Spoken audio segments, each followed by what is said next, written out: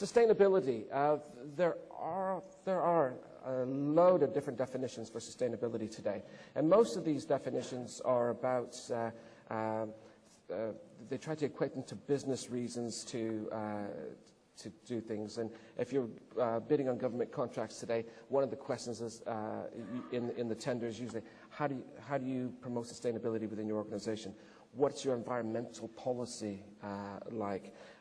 Tell us about your corporate governance. But basically, sustainability brought down to the grassroots level is trying to live within the resources that our planet has to offer us, so that we can actually leave something for our children and their children to live within. Okay, and there's a lot of pictures here about abandoned or disposed of PCs, and the entire day will come together when we see what happens later.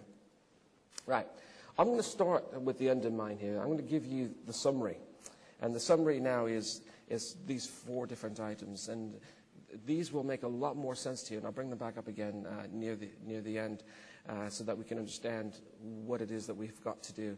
So if you keep this in mind as you're viewing some of these pictures and some of these images that come up, it'll make a lot more sense to you when we wrap things up later. To achieve sustainability, what we've got to do is we've got to reduce our raw material extraction. We're using up far too many resources today. Again, we've got to decouple the economic growth from the needs, or in other words, constantly growing is not necessarily a wrong thing, but constantly consuming probably is, and we'll cover that in more detail in a few minutes. And then we've got to look at how we can make the things that we have more efficient. And then everybody's hearing about reducing energy requirements by 4 to 10-fold. I saw on the news this morning that China, or actually have just surpassed the US in CO2 emissions for the first time, because they're bringing 2 electrical generators online every week. Right? So let's talk about why we have to pay attention to this. Right, climate change. It's been in the news for the last 5 or 6 years. There's a lot of dialogue about it. This is a glacier in Canada that was completely frozen in 1944. Less than 60 years later, it's a lake. And it hasn't refrozen in that time. There's a lot of politicians in denial about the adverse effects of climate change today, right? And there's been an awful lot of press.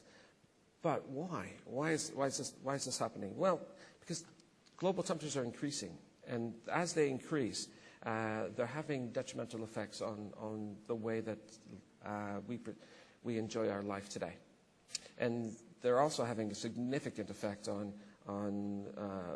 the third world countries, the developing nations, and we see that every day in the likes of floods, people being displaced, and that sort of thing. Does that make sense? Yes? Okay. Right.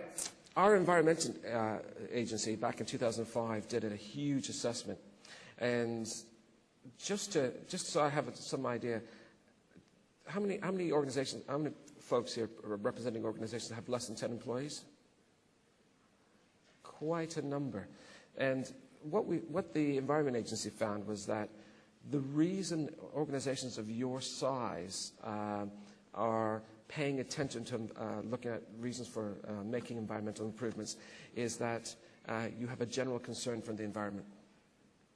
Of those same hands of people that had less than 10 employees, how many people recycle at home?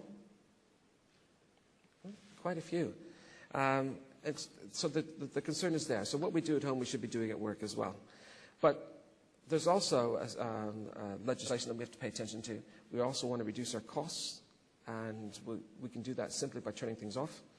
And for some of us, customer pressure. If you're bidding on government contracts, you have to have all the ticks and all the right boxes to go forward based on non-commercial issues around the environment. Right. The other thing that you've got to be aware of is that your legal obligations.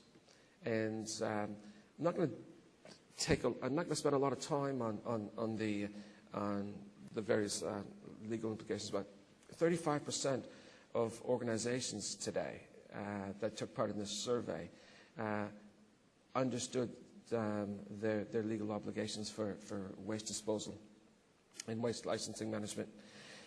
Under the waste management licensing regulations, the one that's very popular in the IT industry is something called the WEEE directive.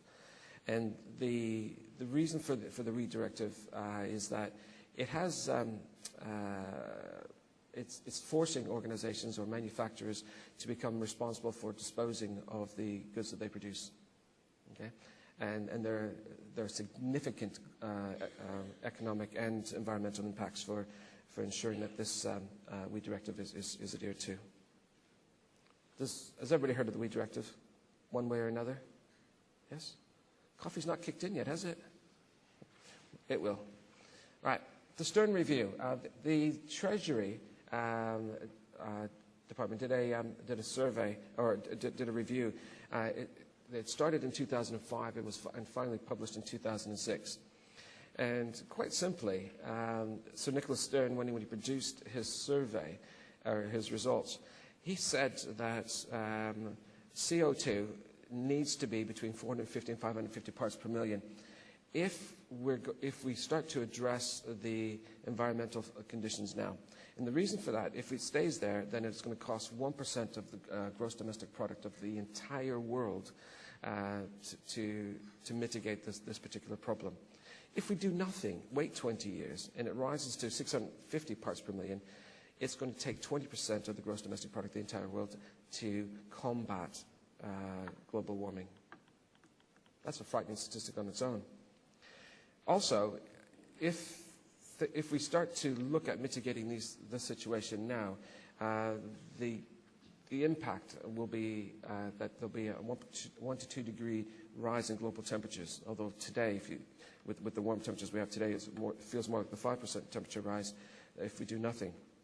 But a 5% temperature rise will mean that there'll be at least 200 million people displaced from their homes, from their work, because of rising sea levels. Does that make sense? Right? So we see a pattern here as to the impact this is all having. Right. There's a fellow named John Suffolk. He's the Chief Information Officer for the UK government, and he actually